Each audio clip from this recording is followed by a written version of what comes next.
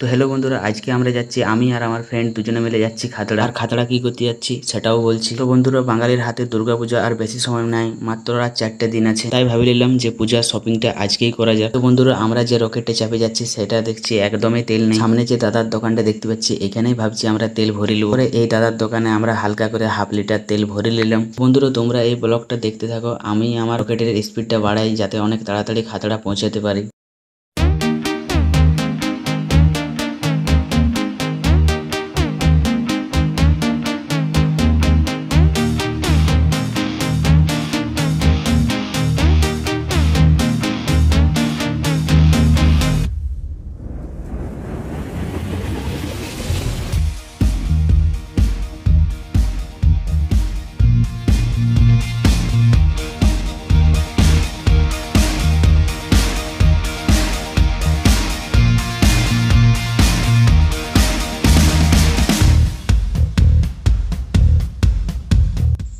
তো হ্যালো বন্ধুরা, এখন আমরা পৌঁছে গেছি খাতড়া টাউনের মাঝখানে। আর এখন আমরা সোজা যাব এটিএমে যাই করে টাকা তুলবো। তো এখানে দেখো আমরা এটিএম পৌঁছে গেছি, আর এটিএমে এখন প্রচুর ভিড় আছে। আর এই যে আমার বন্ধুটাকে দেখতে পাচ্ছ, এর সাথে আমার খাতড়ায় একটু আগেই দেখা হলো।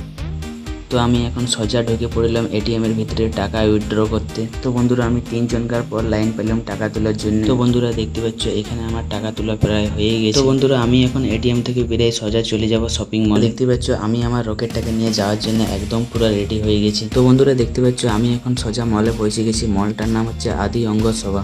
তো আমি আর আমার বন্ধুরা মিলে সবাই চলে গেলাম মলের। তো বন্ধুরা, মলের ভিতরে ঢুকিলে আমাদেরকে এক দাদা নিয়ে চলে গেল সোজা 3তলা।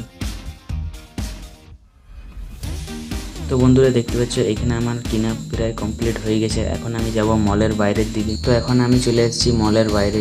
তো বন্ধুরা, আজকের ব্লগটা তোমাদের কেমন লাগলো অবশ্যই কমেন্ট করে জানাবে। আর তোমরাও কোথা থেকে কেনাকানি করছো অবশ্যই কমেন্ট করে জানাবে।